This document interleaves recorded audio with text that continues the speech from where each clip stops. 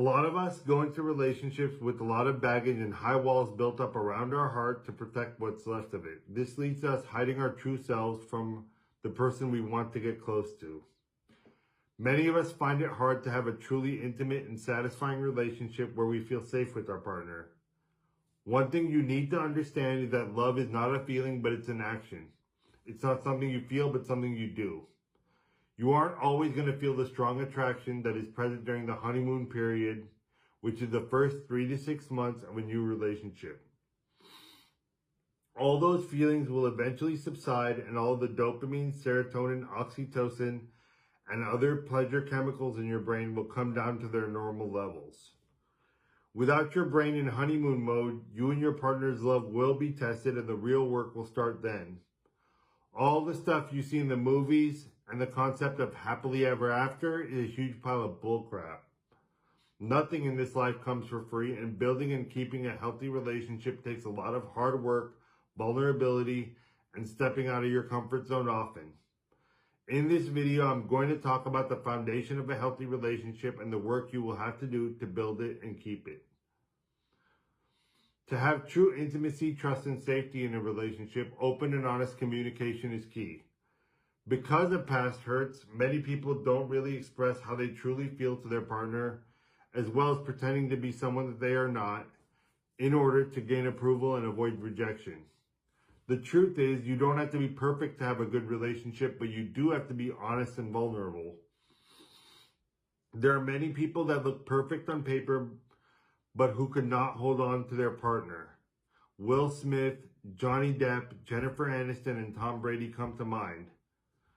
So understand that having all the money, power, good looks, fame, and clout will not guarantee that you will have a good relationship. You have to be okay with being yourself, with all your rough edges, weaknesses, and imperfections. And you have to let your partner choose the real you instead of choosing someone you are pretending to be. If you feel some type of way about something your partner is doing or disagree with them on something, you need to have the courage to have an open and honest conversation with them and speak your truth. Although these conversations are not always pleasant, they are essential for the happiness and satisfaction of both partners, and having these conversations whenever they are needed will build a strong foundation of safety, trust, and true intimacy in your relationship. When the time inevitably comes that you will have to have a difficult conversation with your partner, always use I statements instead of you statements. Using you statements sounds accusatory and critical and will just put them on the defensive, especially if they are not guilty of whatever you think they might be doing.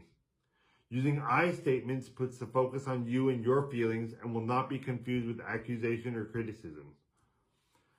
So now I'm going to use a hypothetical situation of confronting a partner that has triggered you by keeping in contact with their ex, and how to have that conversation. In this situation, you can say, I love you and I want nothing more than for this relationship to work out, but it makes me feel very uncomfortable that you're still talking to your ex.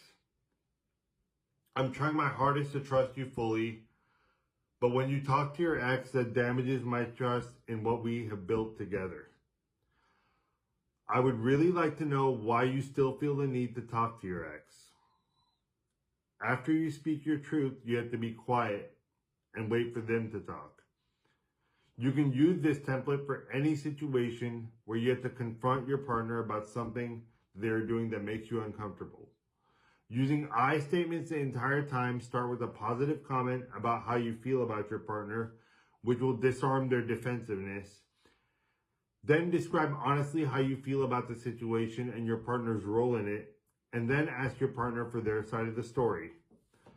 They might be shocked that you brought it up and be afraid of confrontation, so that may mean that they're going to take some time to respond. You have to be quiet as long as it takes and let them respond. A lot of times people will keep talking to end awkward silences, but this will destroy the communication between you and your partner because you will turn a dialogue into a monologue and they will feel like you don't really care about what they have to say. Boundaries don't just happen in a relationship, but they are negotiated. So after you hear their answer, and I'm going to use the example of your partner talking to their ex, in that situation, you can say, it triggers me and damages my trust in you when you talk to your ex, so I would like you to stop doing that from now on. If your partner wants to stay with you, they will respect your reasonable boundaries, like not talking to their ex anymore. If they can't respect your reasonable boundaries, you have to have the backbone to let them go. When you have open and honest communication, establish clear boundaries, and master how to have hard conversations while staying loving, calm, cool, and collected, and keeping it all about you and how you feel, while still also being curious about their feelings and not raising your voice, cussing, getting upset, and accusing them of doing something wrong without all the facts. This method of doing things will actually bring you much closer together than before and increase the trust, intimacy, and safety in your relationship. If you are too cowardly to have tough conversations, your concerns, doubts, and resentment will keep growing, resulting in emotional overload, and will eventually lead to anger outbursts, unproductive arguing, and distance between you and your partner. You have to master the art of open and honest communication and how to do it effectively and gracefully to build and maintain a good relationship. And it's always hard, just like working out. But I promise, like any other difficult skill, it gets easier with practice and consistency. Sometimes having these type of conversations will lead to the end of your relationship, but you have to be willing to lose your relationship, take risks, and be vulnerable to find out if your partner really loves you and has what it takes to build something real with.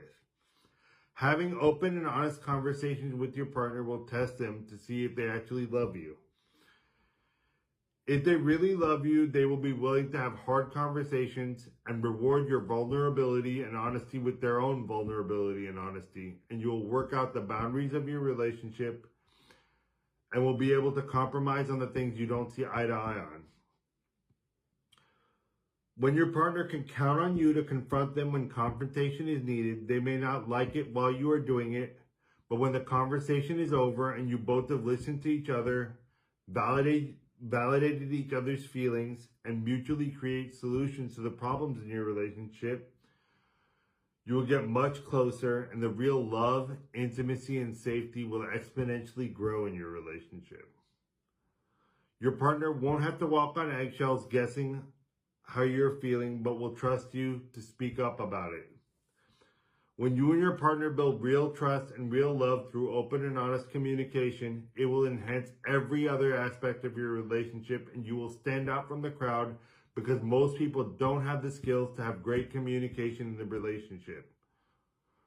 And this is what will make you better than all the others and a real keeper, not your looks, body, money, or clout. You want your partner to love you for who you really are, not the aspects of you that would enhance their ego and will eventually fade away as time goes by. Remember, love is not a feeling, but it's an action. It's something that you do. And you aren't going to have warm and fuzzy feelings about your partner all the time. So if you really love them and want to find out if they really love you, take a deep breath and be ready, willing, and able to have open and honest communication whenever it is needed. I love you guys. Thank you for all your support. I'll be talking to you soon.